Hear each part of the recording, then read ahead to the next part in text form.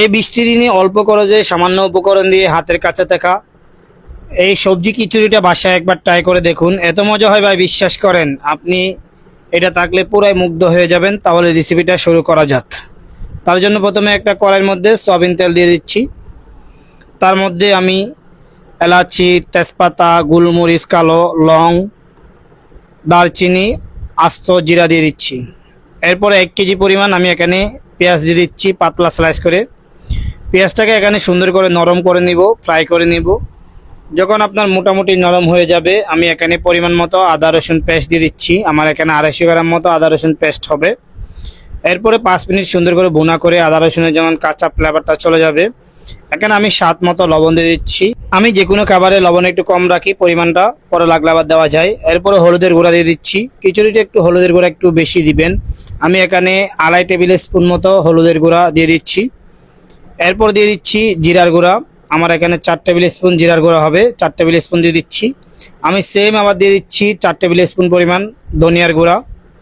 1 table spoon একটু বেশি আমি এখানে দিয়ে দিচ্ছি মিক্স গরম মশলা। এখন গুঁড়ামরিচ দিয়ে দিচ্ছি। গুঁড়ামরিচের পরিমাণটা একটু কম দিতে হবে, তাহলে আপনার কালারটা পারফেক্ট আসবে না যদি বেশি ইউজ করেন। এরপরে আমি এই মশলাটা সুন্দর করে গ্রেভিটা 10 মিনিট বোনা করে নিব। যখন আপনার 10 মিনিট বোনা হয়ে যাবে, এরপর আমি এখানে দিয়ে দিচ্ছি বুটের ডাল 500 গ্রাম, মসুরির ডাল দিয়ে দিচ্ছি 500 গ্রাম সেম। এগুলি আমি আগে থেকে আধা ঘন্টা ভিজিয়ে রাখছিলাম। মুগ ডাল দিয়ে দিচ্ছি 500 গ্রাম। এরপর আপনি যে কোনো ধরনের সবজি দিতে পারেন। আমি আলু দিয়ে দিচ্ছি, সাথে বরবটি, গাজর, ফুলকপি আর কাঁচামরিচ। আপনি যে কোনো ধরনের 3-4 আইটেমের সবজি এখানে ইউজ করতে পারেন। এখন এগুলি সুন্দর করে নাড়াচাড়া করে ভালো করে 30-40% মতো সবজিটা সিদ্ধ করে নিব। যখন আপনার মোটামুটি সবজিটা সিদ্ধ হয়ে যাবে, এরপর আমি এখানে দিয়ে দিচ্ছি 7 কেজি চাল। চালগুলি আমি আগে থেকে আধা ঘন্টা ভিজিয়ে রাখছিলাম। এরপরে চালটা এখানে 5 মিনিট বা 3 মিনিট 4 মিনিট আপনারা সুন্দর করে কষায় নেবেন। এরপরে আপনি এখানে 1 কেজি চালের জন্য 1.5 কেজি করে পানি দিয়ে দিবেন। আমার এখানে 7 কেজি চাল আছে, আমি ওই পরিমাপে পানি এখানে দিয়ে দিচ্ছি।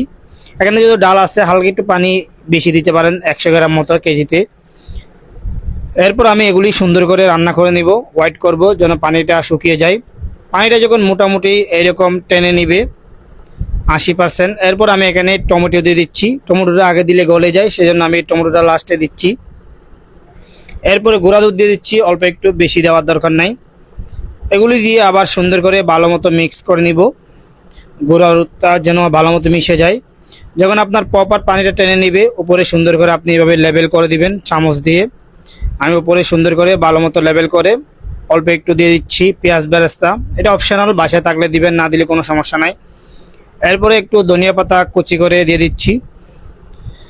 এখন আমি এখানে উপরে একটু সরিষার তেল দিব।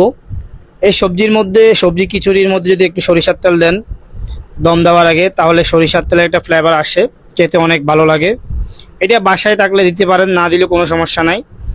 এরপর আমি এগুলি দেওয়ার পরে, তেলগুলি দেওয়ার পরে ঢাকনা ঢেকে দিয়ে 20 থেকে 22 মিনিট সুন্দর করে রেখে দিব। উপরে বাড়ি কিছু উঠিয়ে দিব যেন হাওয়া বাতাস বের হতে না পারে।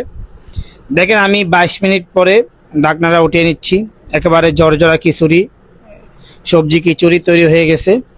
এই বৃষ্টির দিনে আপনিও বাসায় একবার ট্রাই করে দেখুন। আর রেসিপিটা ভালো লাগলে অবশ্যই আমার পেজটা ফলো দিয়ে সাথে থাকবেন। আল্লাহ হাফেজ।